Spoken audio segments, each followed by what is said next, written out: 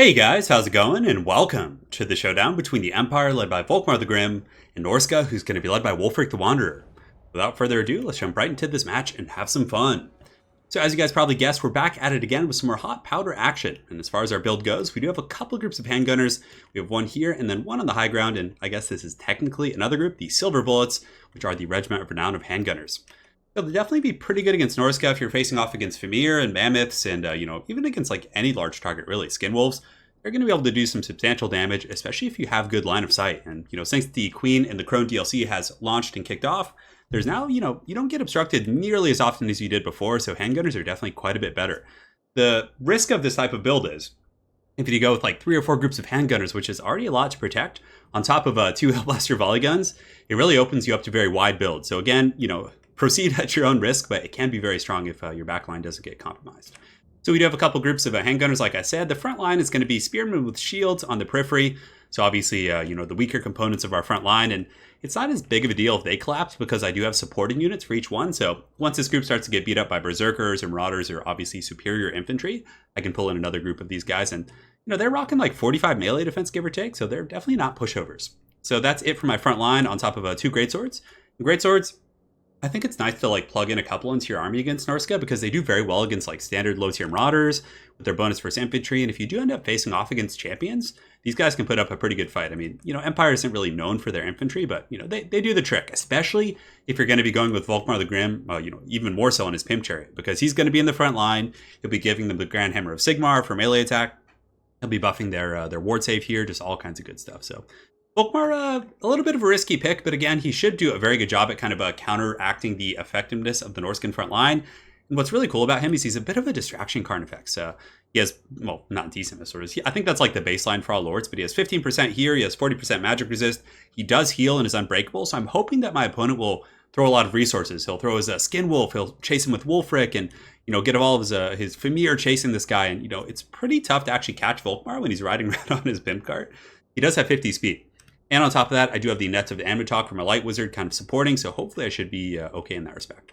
On top of that, we got 2 Hellblaster volley guns, and you guys have probably seen these guys in action on multiple, just all over YouTube right now. And these guys do a ton of damage. You can take down large monster units like Fimir. You can take down infantry. They're pretty just good in most matchups. The only downside of them being is that their range is really short at 290. And of course, they're expensive. So if they get compromised by like Fellbats or Carrion or any sort of Hound unit, you're going to be in bad shape. And last but not least, 2 Spearmen in the back. And for my opponent, he does have Wulfric the Wanderer, a front line of Berserkers, which is decent against the Empire. The risk being is that they're very vulnerable to missile fire. They don't really have any tools to defend themselves. I think the Brutes of the Hound do have some baseline missile resist. I could have sworn I saw that earlier. No, they actually don't. But on top of that, a couple of Fimir with great weapons. So it looks like he was expecting a bit of a heavy cav army. He has all the tools for it, right? Because when Empire goes heavy cav, they have cheap infantry, which then makes Berserkers very good. And then, the Fimir with great weapons are going to be armored and very good against heavy cav like Reichsguard and Demogryphs. So I think, I don't know if his army's going to be suited to take out handgunners, but we'll find out here in just a moment. Skin Wolf, he's got Wulfric, a metal caster with piercing bolts, which is actually pretty good, and a couple javelins. So without further ado, let's get this battle going. So right now you can see that my guns are up on the high ground, just unleashing hell on these Norscan troops. And I'm just kind of shooting into the Berserkers right now, just hitting whatever I can get, really. And you can see these guys are getting picked apart pretty good. And I do have a very comfortable high ground position here, which, as Obi-Wan would say. But yeah, we're on the high ground. Our handgunners are just going to be firing in volleys down the hill right here, just going into these naked Berserkers. And this is basically like every Norscan's nightmare, just heavy, focused handgunner, just pretty much missile fire coming in. But a very good play for my opponent. His Shaman Sorcerer is going to be using an overcasted, I think that looks like it's the overcasted variant of the piercing bolt. So check out the damage this does. It's definitely very solid. So it just does a ton of work against my guys, and I didn't really pay much respect to it, which was a bit of an issue, but regardless, we'll see if my silver bullets can keep firing. So we're getting some good damage into the Berserkers. Volkmar the Grim coming in on his heavy metal pimp cart right here, and you can see the spears just bouncing off him, which is, hey, one of them is like sticking out of his cape, but he doesn't care. He's cool. He's a beast. So he's getting into those Berserkers, and this is really what I wanted to use him for. Just to kind of slow the charge of my opponent. So he kind of breaks the Berserkers, and the Greatswords are going to collide from there. So the Greatswords will have a very good matchup here. Berserkers with very poor AP. They do a little damage, but the Greatswords give it back twice folded. It's just brutal right here in the front line. Granted, my spears are going to take quite a bit of work, and you can see the Sea Fang. It looks like it did go up on my handgunners here, so very good stuff for my opponent. And his Berserkers are charging up the hill right into that handgunner fire, which is such a cool looking shot. And if you do have them in guard mode, they often shoot while they're like in melee here. So you can see that the silver bullets are going to fight, but the Berserkers will obviously tear them to shreds in melee. So another burning bolts coming in for my opponent. Definitely some good stuff there. You can see Volkmar the Grim is taking a lot of damage. So the Hunter of Champions has been popped from Wulfric. And Volkmar the Grim basically has to flee right now, but I do pop the Grand Shield of Faith to give him some, damage. And then now that my frontline troops here are getting a little bit pressured, I decide to pull in my auxiliary spearmen to kind of plug up this wound here. A lot of his troops are in those Famir, so if I don't give him this large target of Volkmar, and you can see Volkmar, his AI kind of pushed him the wrong way. But from here, I should be able to pull back. And like I said, I do have Nets of Amnitok, and I've been using the Foss Protection and a couple other spells here. So the Berserkers are taking some Hellblaster volley gun fire as they advance here, and I'm kind of starting to pick off the Famir, realizing that those are going to be the more kind of durable threats for my opponent. Balance power is pretty even. If anything, it's a little bit my favor. In the center, you can see the Famir being forced off by the handgunner fire and the Hellblaster fire. And the Greatsword's holding pretty strong for Sigmar, racking up 31 kills, pushing off those Berserkers. And over here, you can see Volkmar the Grim is standing with these spears and really making them much more effective. Their melee attack's actually 47, so they're actually able to drag down the Skinwolf Werekin, who is a large entity, therefore their spears are going to be very, very good here. So the Famir have come in, but again, Famir are more focused, dealing with heavy cav and Demogryph Knights and things like that. So it's going to look good for them when they're smashing on these Spearmen, but the Spearmen are going to be surprisingly durable. So over here, you can see the Metalcaster tried to push through to the back. The last of the Brutes of the Hound, I think there's like 8 of them left, are just being prison shanked by these state troops here. And yeah, they're putting up a good fight for their boy Khorne there, but they're not going to last much longer. So if we take a big old look here at the battlefield, you can see that the Light Wizard's just flying overhead, looking for Nets of Amnitok opportunities. And Wulfric the Wanderer is on foot, so he's going to be chasing these guys. This is a pretty serious mismatch right here. But the handgunners should be able to kind of flee or drag him away from the battlefield. And from there, you can see that the Norscan forces are starting to get a little bit thin. There's some Marauder champions on the low ground, which are fighting greatswords, but the greatswords do have some chaff intermingled with them with these 48 spearmen. And I don't know. It looks like the Marauder champs got 62 kills, so definitely paying for themselves, but the greatswords also have 61. They're very back and forth. I'm pretty sure in a head-to-head fight, though, the Marauders would win because their weapon strength is just so much better.